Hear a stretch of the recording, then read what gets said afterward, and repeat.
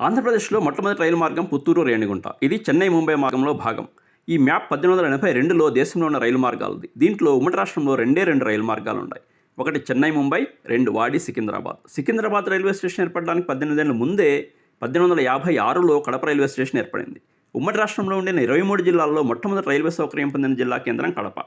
ఆ తర్వాత కడప జిల్లాలో రెండో రైలు మార్గం ఏర్పడడానికి 160 ఏళ్లు పట్టింది. అది కూడా అప్పటి ప్రధాని పివి నరసింహారావు ఈ రైలు మార్గం రెండవ కొసనున్న నంద్యాల నుంచి లోక్సభ సభ్యుడిగా ఉండడం వల్ల మాత్రమే మంజూరైంది. కడప జిల్లా మీదుగా కొత్త రైలు మార్గాలు లాభదాయకం కాదని రైల్వే శాఖ తిరస్కరించగా వైఎస్ఆర్ చొరవతో 2008-9లో 2 మార్గాలు ప్రత్యేకంగా మంజూరైనాయి.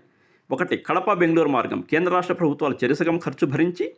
2 కడప జిల్లాలోని ఖనిజాల రవాణా కోసం ఓబులవారిపల్లె కృష్ణపట్నం రైలు మార్గం కేంద్ర రాష్ట్ర ప్రభుత్వాలు జాతీయ ఖనిజాభివృద్ధి సంస్థ అయిన ఎన్ఎండిసి కలిసి నిర్మించే ఒప్పందం మీద. ఓబులవారిపల్లి కృష్ణపట్నం రైల్వే లైన్ 2019 కల్లా పూర్తయింది. కానీ కడప జిల్లాకు కోస్తాంధ్రలోని రాజధానికి మధ్య రైళ్ల రాకపోకలకు రేణిగుంట జంక్షన్ మీదుగా ఉన్న చుట్టుదారితో పోలిస్తే స్వల్పంగా మాత్రమే మెరుగైన ఈ మార్గాన్ని సరుకు రవాణాకు మాత్రమే వాడుతున్నారు. భాగస్వామ్య యాజమాన్యంలో ఉంది కాబట్టి ఆ ప్రయాణికుల రైళ్లు నడపడం లేదు.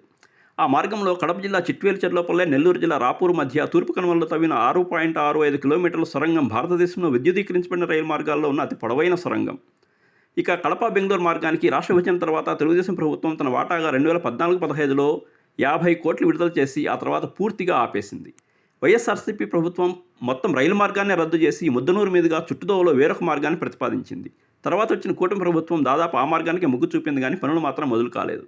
ఈ కొత్త మార్గం వల్ల ప్రధానంగా అనంతపురం జిల్లాలో అదనంగా రైలు మార్గం ఏర్పడమే తప్ప కడప జిల్లాకు పెద్దగా ప్రయోజనం లేదు. కడప బెంగళూరు రైలు మార్గం పుత్తలపల్లి సుందరయ్య ప్రతిపాదించిన ఒంగోలు బెంగళూరు మార్గంలో భాగం. అప్పట్లో ప్రతిపాదించిన మరికొన్ని మార్గాలు నెల్లూరు నుంచి ప్రొద్దుటూరు మీదుగా నంద్యాల జిల్లా బండి ఆత్మకూరు, ప్రొద్దుటూరు, కదిరి, నెల్లూరు. వీటిలో కడప జిల్లాలో ఏర్పడిన రైలు మార్గం ఎర్రగుండ్ల నుంచి సాలెవారి ఉప్పలపాడు వరకు ఉన్న 38 కిలోమీటర్లు మాత్రమే. ఈ ఉప్పలపాడు గ్రామం రాష్ట్రంలో స్మార్ట్ విలేజ్గా మారిన మొట్టమొదటి గ్రామం.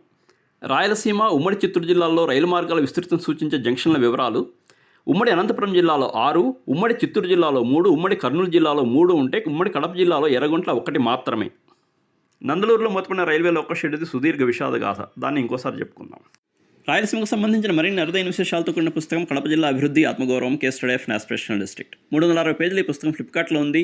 తగ్గింపు ధరలో నేరుగా కొనడానికి 9901065406 మెసేజ్ లేదా g.trivikram@gmail.comకి ఈమెయిల్ చేయండి.